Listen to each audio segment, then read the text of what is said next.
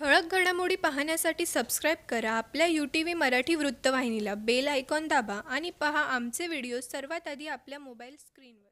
उपमुख्यमंत्री अजित पवार यांचे उल्हासनगरात न भूत न भविष्यती असे जंगी स्वागत करण्यात आले. यावेळी अवघे उल्हासनगर शहर अजितदादा जिंदाबाद च्या जयघोषाने दुमदुमली. ठिकठिकाणी जेसीबी बकेटमधून अजित पवार यांच्यावर झेंडू आणि गुलाब पाकळ्याचा वर्षाव करण्यात आला. पवार यांच्यावर फुलांचा वर्षाव करणारे खास मशीन यावेळी मागविण्यात आले होते. उपमुख्यमंत्री झाल्यानंतर अजितदादा उल्हासनगर शहरात पहिल्यांदाच आल्याने कार्यकर्त्यांमध्ये उत्साह दिसून आला. यावेळी भरत गंगोत्री यांनी 25 कोटीतून विकसित केलेले सिमेंट काँक्रीट रस्ते उद्यान यांचंही उद्घाटन अजितदादा यांच्या हस्ते संपन्न झालंय. दरम्यान उल्हासनगर शहरासाठी अजूनही निधी लागल्यावर पुन्हा देईल असं आश्वासन अजितदादा यांनी दिलं आहे.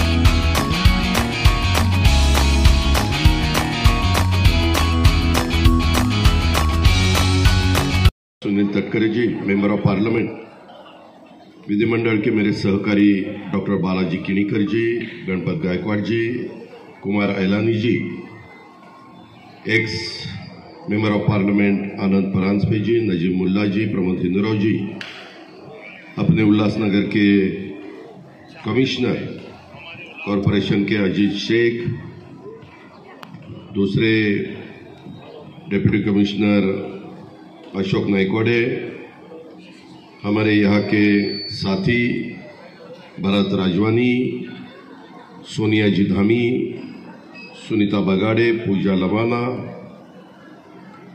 यहाँ उपस्थित सभी पार्टियों के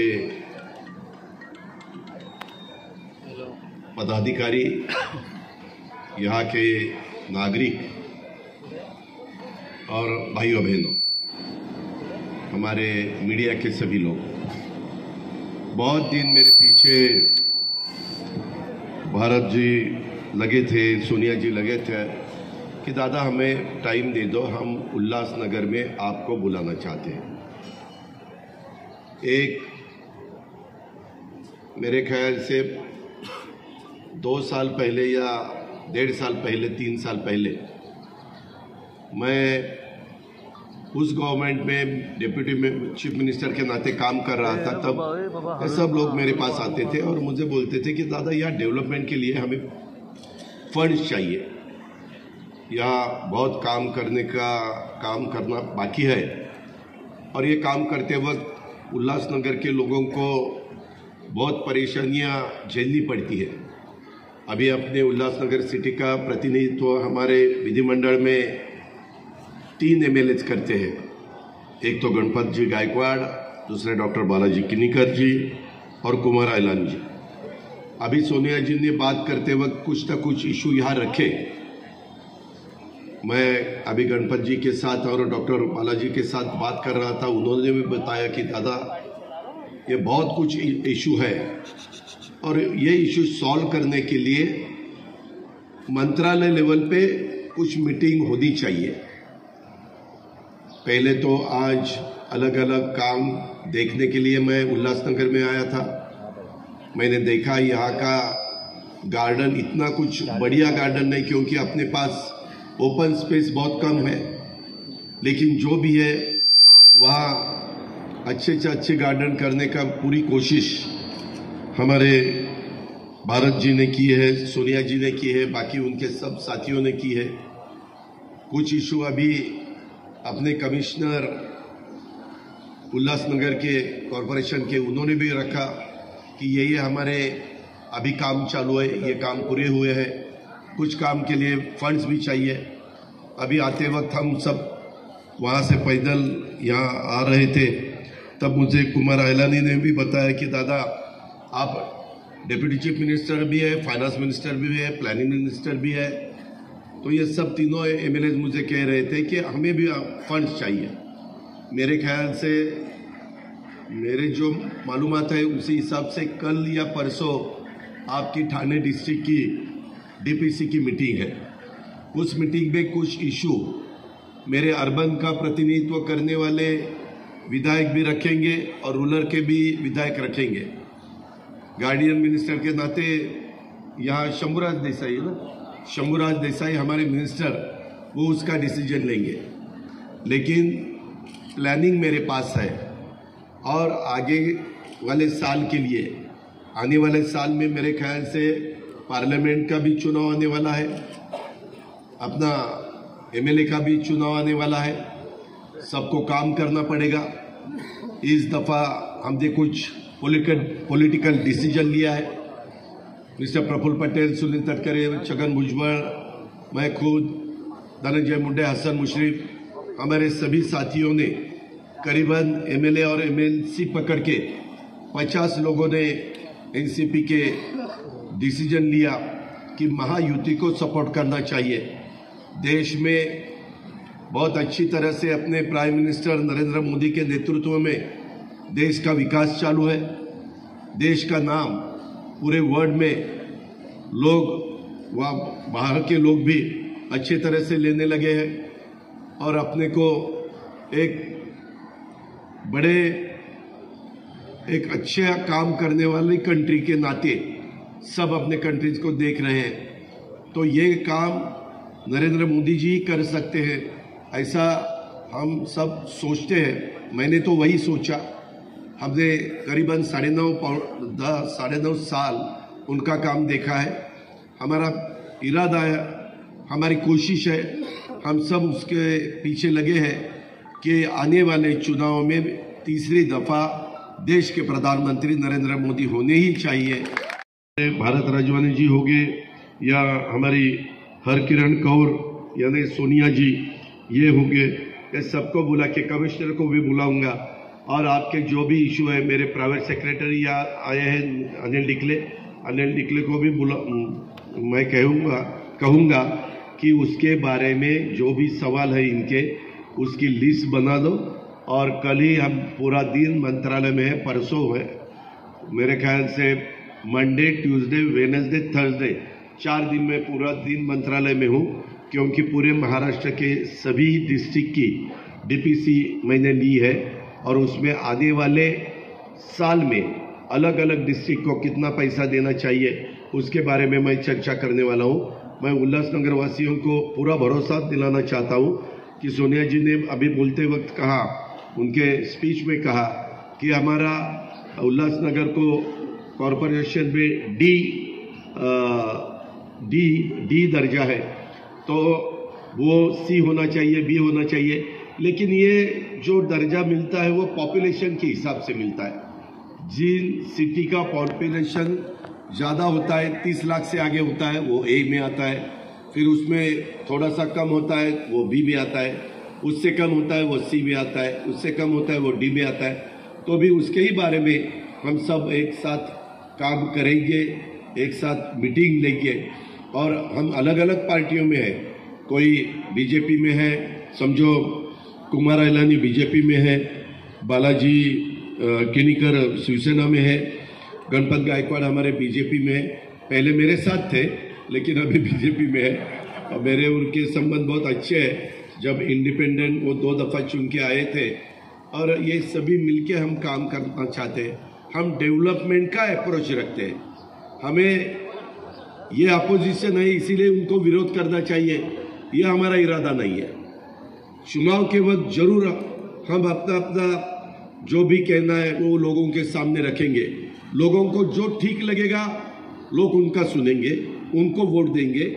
लेकिन वोट देने के बाद जब अपना कंट्री के बारे में या स्टेट के बारे में हम सोचते हैं, अपने सिटी के बारे में सोचते हैं, तब सबने अपना ये सिटी का डेवलपमेंट अच्छी तरह से कैसा होगा, ये कचरे के बारे में भी आपने कहा, ये उसके यहाँ के पानी के बारे में भी बहुत से प्रॉब्लम्स है। यहाँ पानी बहुत खराब मैंने बहुत जगह देखा। आज मेरे ख्याल से 9 बजे थाना सिटी में एंट्री की और उसके बाद कल्याण डोंबिवली, उल्लासनगर इस सब एरिया में मैं जा रहा हूँ, देख रहा हूँ, लेकिन जो क्लीननेस चाहिए वो बिल्कुल नहीं है। मुझे कमिश्नर को भी बताना है कि आपको क्या प्रॉब्लम है, मुझे बताओ। यहाँ के कॉरपोरेशन को क्या प्रॉब्लम है वो मुझे बताओ, और वो हम हल करने की पूरी कोशिश करेंगे। डेवलपमेंट के लिए अपने चीफ मिनिस्टर यही डिस्ट्रिक्ट के हैं एकनाथ राव शिंदे, उनकी मदद लेंगे। हम देवेंद्र फडणवीस जी की मदद लेंगे। मैं खुद आपको इस काम में मदद करने के लिए तैयार हूँ। पूरी कैबिनेट आपको सपोर्ट करेगी, उसमें दो राय नहीं है। ये मैं आपको पूरा विश्वास दिलाना चाहता हूँ और इसी हिसाब से हम आगे जाएंगे। जो भी गार्डन अभी अच्छी की है, कुछ जगह डेवलपमेंट चालू है, कुछ जगह अच्छी गार्डन हुई है, उसका बहुत अच्छी तरह से देखभाल सबने मिलकर करना चाहिए।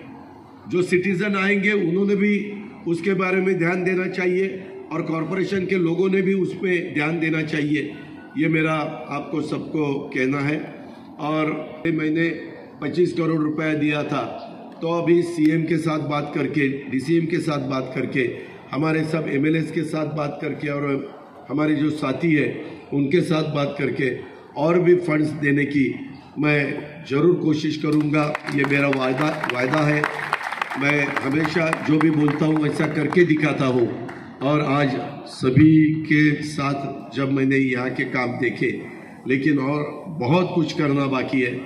आप अगर पूना में आएंगे, पिंपरी चिंचवड़ में आएंगे, इवन नवी मुंबई में भी जो काम हुआ है वो बहुत अच्छी तरह से काम हुआ है।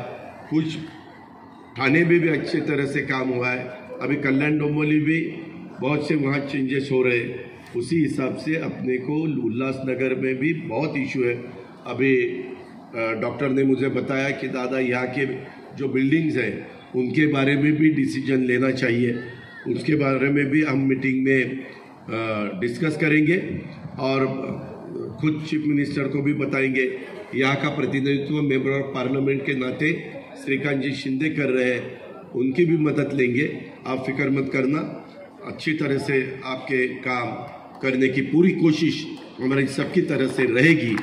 ये पूरा विश्वास मैं आज के प्रोग्राम के नाते आपको दिलाना चाहता हूँ। देखिए, आज महाराष्ट्र राज्य के उप मुख्यमंत्री और राष्ट्रवादी कांग्रेस पक्ष के राष्ट्रीय अध्यक्ष श्री अजीत दादा पवार जी और हमारे राष्ट्रवादी कांग्रेस पक्ष के ही प्रदेश अध्यक्ष श्री सुनील जी तटकरे जी का उल्लासनगर का दौरा था। हमारी अध्यक्षता के दौरान श्री गंगोत्री जी के मार्गदर्शन में जो 25 करोड़ की निधि दादा ने उल्लासनगर के विकास के लिए दी थी, उसमें काफ़ी काम बन के रेडी हो गए हैं। तो उसी में से एक गार्डन बन के रेडी हो गया है जिसका नाम पुष्प पवन है, और वो पुष्प पवन की ओपनिंग के लिए आए थे। उन्होंने जितना संभव हो सका बाकी के कार्यों का भी जायज़ा लिया और हमें आने वाले समय के लिए शुभकामनाएं दी। मैडम, आपने बैनर देखे, उसमें राष्ट्रीय अध्यक्ष अजीत दादा पवार बताए कि इनमें से अजीत दादा ने कुछ कहा है कि उल्लासनगर शहर के लिए जिलाध्यक्ष बन पाएंगे? नहीं, इस विषय पे कोई बात नहीं दादा ने की। आपने कौन सी प्रमुख मांगे रखी उनके सामने आज देखिए, हमारी तो शहर की वर्षों से ये जो धोखादायक बिल्डिंगों का मुद्दा है, रेगुलाइजेशंस का मुद्दा है, और 5 नंबर में दादा आए थे तो डंपिंग ग्राउंड का विषय बहुत ही एक महत्वपूर्ण विषय है। हमने दोनों विषय उनके रखे और उनको ये रिक्वेस्ट की है कि भी ये दोनों विषयों का निवारण करके दीजिए, क्योंकि हमारे शहर के लोग ये धोखादायी बिल्डिंगों की वजह से अपनी बहुत सारी जानें गंवा चुके हैं।